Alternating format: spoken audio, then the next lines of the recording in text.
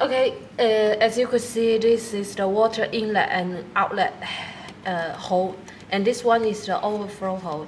And if we want to add water into the machine, first we have to press this blue button to take out the stopper, and then connect the water injection tools.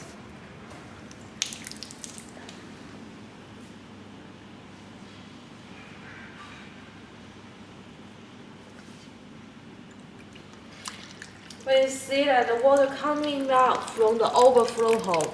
That means the water tank is fulfilled.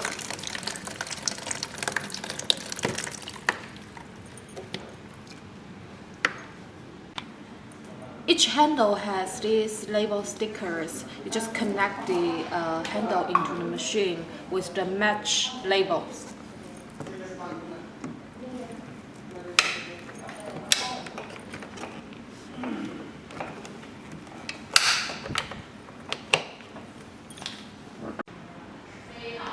Okay, as you can see, there are 6 handles inside this machine, and after everything is settled down, we turn on the machine.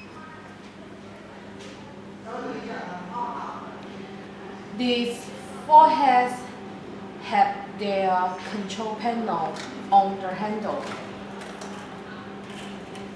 So this bigger one is only for the radio frequency and the cavitation head.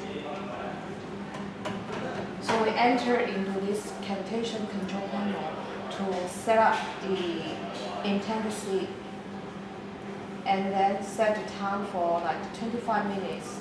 Each section of this cavitation head is need 25 minutes. Then we press the pause to start the head. And after you finish this handle, we enter into the radio frequency. Same way to increase the intensity of the radio frequency output, and then set the 20 minutes, that's enough. 20 minutes and press the pause to start the radio frequency head. And then we're coming to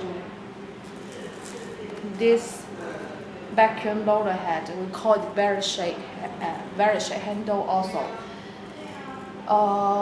These 2 rollers, there are 2 rollers and the radio frequency, vacuum, and laser light in this handle.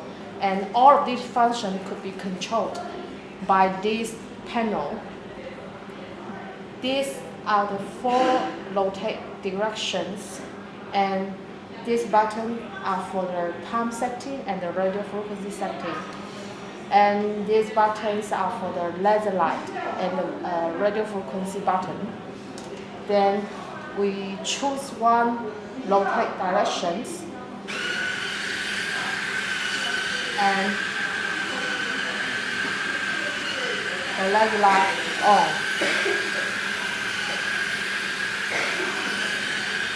And then we can set the time. By using this test, we usually stress that 25 minutes to 30 minutes, that's enough.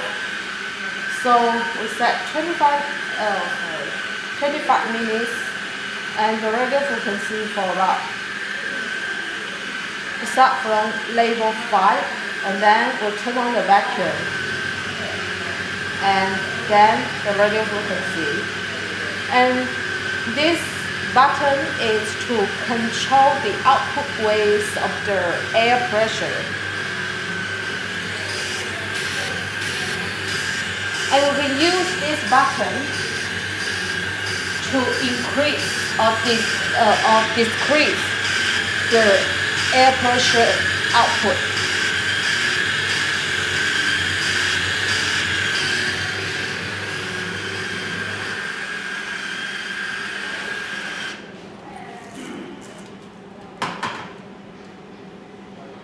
These 2 heads are the cryolipolysis heads. We also call it fat freeze heads. They have the same functions. So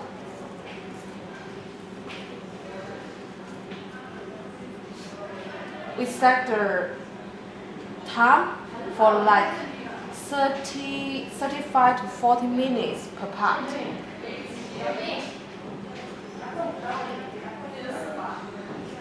And then we set the temperature. Turn the red light on. The cooling and the vacuum. And if there are any kind of emergency, press this relay button. These are also the output modes of the air pressure. And we could use the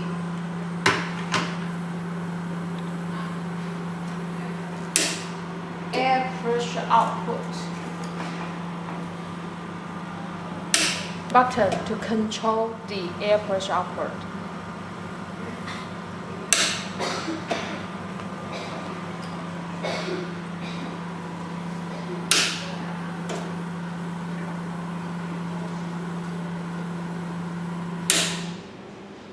Now coming to this V10 multifunctional head. There are radio frequency, microcurrent, cavitation, vacuum, and laser light, all in one head. And we set the radio frequency for like level 8, microcurrent, cavitation output, and for about 25 minutes per section. And then we turn all of these functions on. This mode also stands for the air pressure output mode. And you could also increase or decrease the air pressure output by adjusting this button.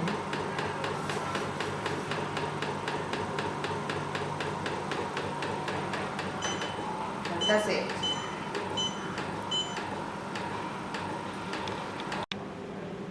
So